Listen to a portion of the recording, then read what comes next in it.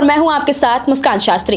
UP के एक पिता की 48 औलादें हैं और ऐसा हम नहीं, ऐसा एक वोटर लिस्ट में दिखाई दे रहा है। जरा आपको वो वोटर लिस्ट दिखाते हैं जिसमें एक पिता के 48 बच्चे हैं और इन सब के नाम वोटर लिस्ट में हैं, पर इनका पिता एक ही है। दरअसल सोशल मीडिया पर एक चुनावी वोटर लिस्ट की तस्वीर वायरल हो रही है। दावा किया जा रहा है कि चुनाव आयोग के इस डेटा के अनुसार उत्तर प्रदेश में राम कमल दास नाम के एक व्यक्ति के 43 बेटे हैं, यानी कि 43, जो सभी एक ही घर में रहते हैं। इनमें से 13 बेटे एक ही समय पर पैदा हुए हैं और सभी की उम्र 37 साल है।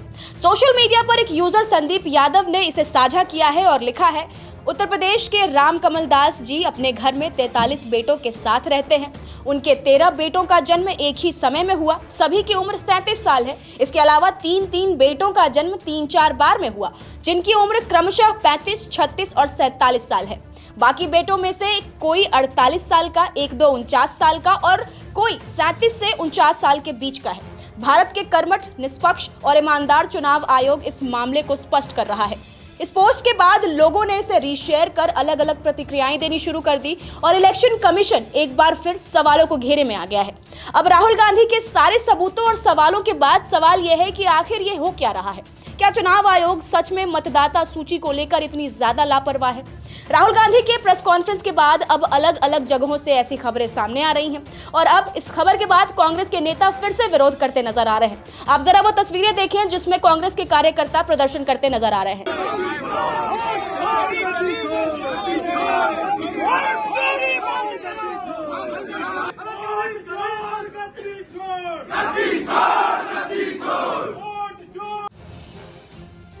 तो देखा आपने, लेकिन जब हमने इस मामले की जांच की तो पाया कि ये जो लिस्ट वायरल हो रही है, दरअसल इसे कई मीडिया पोर्टल्स ने साझा किया है और ये खबर 2023 में सामने आई थी, जिसमें ये लिस्ट जारी की गई थी।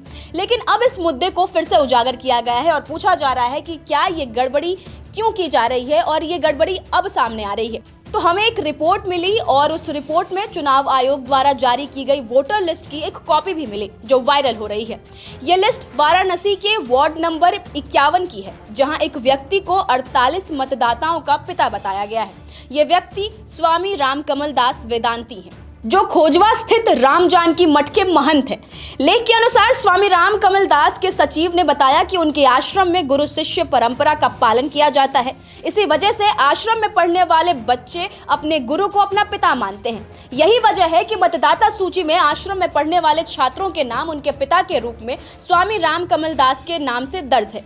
वाराणसी की इस अनूठी मतदाता सूची में गुरु शिष्य परंपरा का भी जिक्र है। मठ के प्रमुख राम भरत शास्त्री ने बताया कि गुरु शिष्य परंपरा में शामिल होने के बाद शिष्यों का नाम बदल दिया जाता है और पिता के नाम की जगह गुरु का नाम दर्ज कर दिया जाता है। पहले 150 लोगों ने स्वामी जी का नाम अपने पिता के रूप में दर्ज कराया था, लेकिन अब यह संख्या घटकर 48 रह गई है। निष्कर्ष यह है कि चुनाव आयोग की मतदाता सूची, जिसमें राम कमल दास का नाम 48 लोगों के पिता के रूप में दर्ज है, भ्रामक दावे के साथ प्रसारित की जा रही है। राम कमल दास एक धार्मिक गुरु हैं और अविवाहित हैं। उनके आश्रम में गुरु शिष्य परंपरा का पालन होता है, जिसके कारण वहां पढ़ने वाले बच्चों के नाम उनके पिता के स्थान पर राम कमल दास का नाम दर्ज होता है। मतदाता सूची में जो नाम है, जिसमें पिता के खंड में स्वामी जी का नाम अंकित है, वे सभी उनके शिष्यों के नाम है। पर इस वायरल सूची ने एक सवाल जरूर खड़ा कर दिया और वो सवाल ये है कि क्या कोई ऐसा कानून है या कोई रूल है जो ये बताता है कि ये प्रक्रिया सही है या गलत है? आप इस पर क्या कहेंगे? क्या चुनाव आयोग को इस पर अपना स्पष्टीकरण देना चाहिए या नहीं? हमें कमेंट्स बॉक्स में जरूर बताएं। नमस्कार, मैं हूं मानक गुप्ता।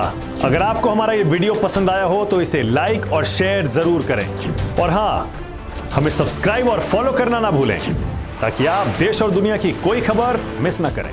तो जुड़े रहिए हमारे साथ और देखते रहिए न्यूज़ 24।